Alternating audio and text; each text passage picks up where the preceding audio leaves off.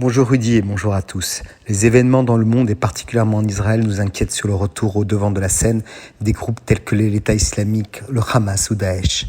Face à ce fléau, on peut prendre les armes, mais cette guerre est lâche, car morcelée, sans militaires en tenue ni vrai champ de combat. Alors un moyen apparaît comme évident: assécher les finances de ces groupes terroristes qui ont besoin d'armes, de payer des milliers de combattants chaque jour, de verser des primes aux familles de ces kamikazes prêtes à mourir pour Dieu, mais aussi pour que leurs familles soient payées par ces fous sanguinaires. C'est cette mission que s'est lancée l'Agence mondiale contre le financement du terrorisme, connue sous le nom de www.counterfinancialcrime.org, qui fédère des experts sur 5 continents, comme des juges antiterroristes en Argentine ou des experts du financement de ce terrorisme en Afrique ou au Moyen-Orient. Citons quelques chiffres livrés par cette ONG.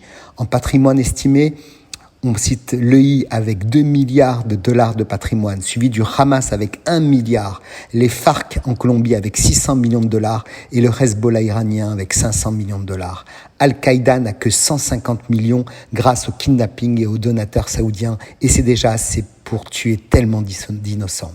Au-delà de ce patrimoine, il faut vivre au quotidien et payer des lance-missiles et des mines antipersonnelles. Alors, quelles sont leurs ressources, Rudy ? Eh bien, certains vivent de dons de l'Iran, du Qatar, de l'Arabie Saoudite, mais beaucoup doivent gagner cet argent, et pour cela, ils s'organisent. La contrefaçon, car dans un cas sur deux, un faux sac Vuitton et Dior, c'est de l'argent pour ces fous de Dieu qui tuent des innocents. Pensez-y lors de vos prochains voyages à Marrakech ou à Vintimille.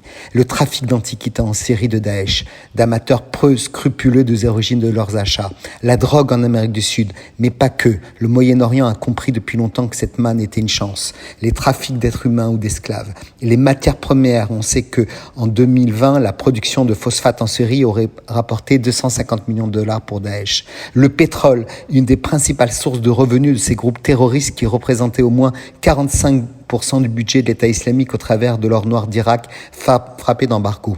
Alors comment faire, Rudy ? L'Agence mondiale contre le financement du terrorisme développe des préconisations concrètes, au-delà des mesures qui existent déjà dans le cadre des procédures de lutte anti-blanchiment. Cette ONG a en réserve des actions concrètes, comme l'obligation de contrôle de toutes les associations en Europe et dans le monde qui reçoivent plus de 10 000 euros par an de fonds de dotation de l'étranger par un auditeur légal pour enrôler des terroristes.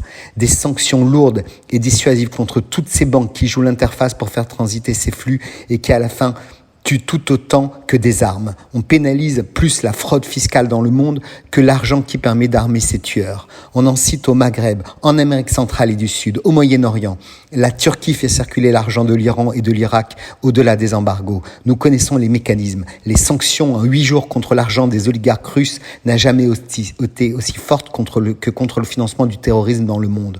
Pourquoi ne pas faire une conférence mondiale comme le préconise Counter Financial Crime pour coordonner nos actions et assécher ces radicaux qui ont tué encore une jeune militaire d'origine française qui est morte de par sa seule faute d'être là au mauvais moment, au mauvais endroit.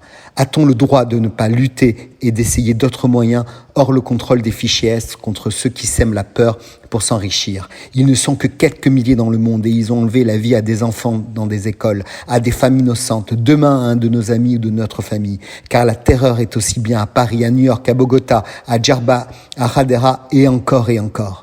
Rudy, la finance crée des inégalités des fois. Laissons-lui la chance aujourd'hui de leur enlever à ces terroristes les moyens de tuer encore et encore, aujourd'hui et demain.